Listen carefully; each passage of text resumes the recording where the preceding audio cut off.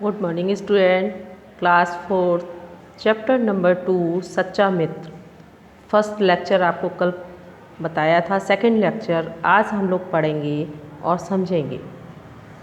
इस तरह डेमन को अपने परिवार वालों से मिलने की अनुमति मिल गई। जब पीथियस अपने मित्र डेमन की जगह बंदी होने के लिए आया तो डेमन की आंखों में आंसू भर आए। वह बोला, मित्र, तुम्हारे इस उपकार का बदला मैं कभी नहीं चुका सकूंगा। वायदा करता हूँ कि अपने परिवार वालों से मिलकर मैं जल्दी लौट आऊँगा। डेमन अपने घर चला गया। उसका घर दूर था।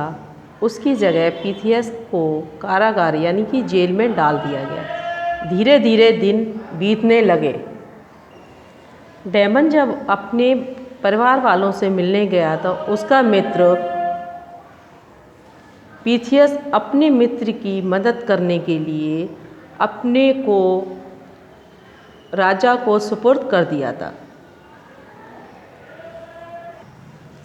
1 महीना पूरा होने को आया था, लेकिन डेमन का कहीं पता नहीं था। राजा ने पीथियस से कहा, देखो अपने मित्र को कैसा विश्वासघाती निकला। विश्वासघाती यानी कि विश्वास तोड़ने वाला अपनी जगह तुम्हें फांसी दिलवा रहा है। राजा ने पीथियस से कहा मित्र के प्रति कि तुम्हारा मित्र कैसा है जो तुम्हें कारागार में डाल के और खुद चला गया है, कितना विश्वासघाती है, अभी तक नहीं लौटा है। पीथियस ने कहा, महाराज कृपा करके मेरे मित्र के बारे में ऐसी बात ना कहें। पीथियस को विश्वास था कि मेरा मित्र जो है परिवार वालों से मिलके ज़रूर आएगा। वह मुझे धोखा नहीं दे सकता, वह आएगा, ज़रूर आएगा। डेमन उस दिन भी नहीं लौटा। दूसरे दिन फांसी की तैयारी शुरू हुई। पीथियस को फांसी घर ले जाया गया। वह खुश था कि मित्र के लिए अपने प्राण दे रहा है।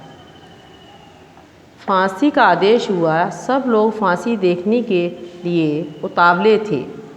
इतने में दूर से आवाज़ आई, रुक जाओ, मेरे मित्र को फांसी मत दो, मैं आ गया हूँ। ये आवाज़ किसी और की नहीं थी, ये डेमन की थी। डेमन ने फांसी रुकवाने के लिए दूर से आवाज़ दी कि मैं आ गया हूँ। सबने देखा कि डेमन अपना घोड़ा तेज़ी से दौड़ाता हुआ चला आ रहा है। वह पास आकर घोड़े से कूदा और दौड़कर फांसी के चबूतरे पर चढ़ गया। वह हाँफ रहा था, दौड़ता हुआ आ रहा था, स्वाभाविक है हाँफ रहा हुआ।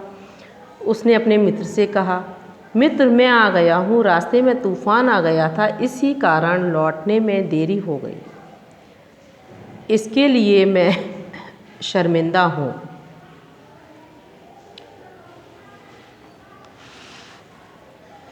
फिर वह घूमकर जल्लाद से बोला, फांसी देने वाले को कहते हैं जल्लाद, से बोला, फांसी का फंदा पीथियस के गले में नहीं, मेरे गले में लगाओ, मैं तैयार हूँ। ये डेमन ने आकर कहा कि फांसी का फंदा मेरे मित्र के गले में नहीं बल्कि मेरे गले में लगाओ। पीथियस ने उसे पकड़ लिया। नहीं मित्र, फांसी तो मुझे ही चढ़ने दो, तुम बचोगे तो देश का भला होगा। तुम्हारे लिए फांसी पर चढ़ने में मुझे खुशी होगी। हटो, समय निकला जा रहा है। पीथियस ने अपने मित्र डेमन से कहा कि फांसी मुझे चढ़ने दो, तुम बच जाओगे तो देश का भला होगा। फांसी पर मुझे चढ़ने में खुशी होगी, आप हट जाओ। डेमन ने कहा, यह कभी नहीं हो सकता। मेरे लिए तुम क्यों फांसी चढ़ोगे? सज़ा तो मुझे मिली है।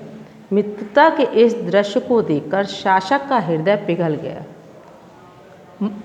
मित्रता के दोनों मित्रों के आपस में प्रेम को देखकर राजा के मन में, शासक के मन में, हृदय में एक दया का भाव उठा। उसने देखा, तुम दोनों का जवाब नहीं।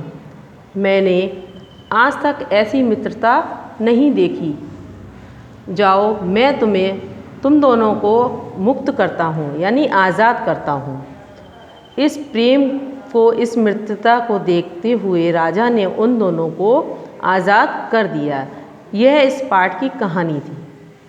अब इस पाठ में आपकी शब्दार्थ हैं वो आपको अपनी नोटबुक पे करना है। फिर नोटबुक जो बच्चों आपने बनाई है उसमें करना है। मौखिक प्रश्न उत्तर दीजिए, ये आपको बुक में ही करने हैं। सिराक्यूस कहाँ है? यूनान में।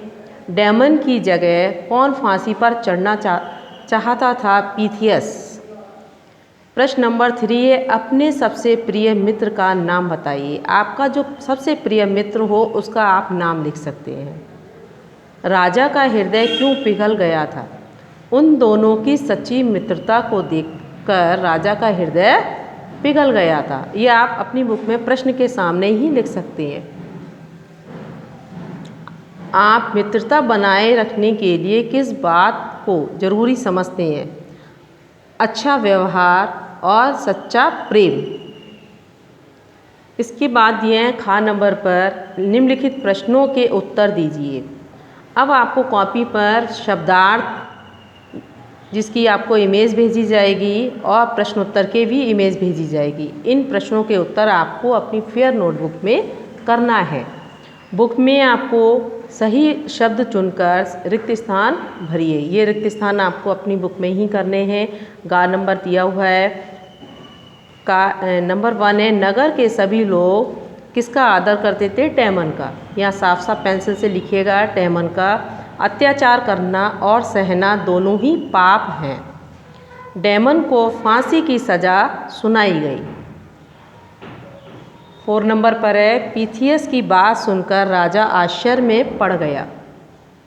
मित्रता के दृश्य को देखकर राजा का हृदय पिघल गया। ये प्रश्न के रिक्त स्थान है, आपको बुक में ही करने हैं। इसके बाद घा नंबर पर है, किसने किससे कहा है? ये आपको बुक में करना है। इसकी भी आपको इमेज भेज दी जाएगी और साफ साफ पेंसिल से इसके सामने ही लाइन खींचकर आप लिखिएगा। मुझे फांसी से पहले अपने परिवार के लोगों से मिलने की आज्ञा दी जाए। डेमन ने राजा से कहा।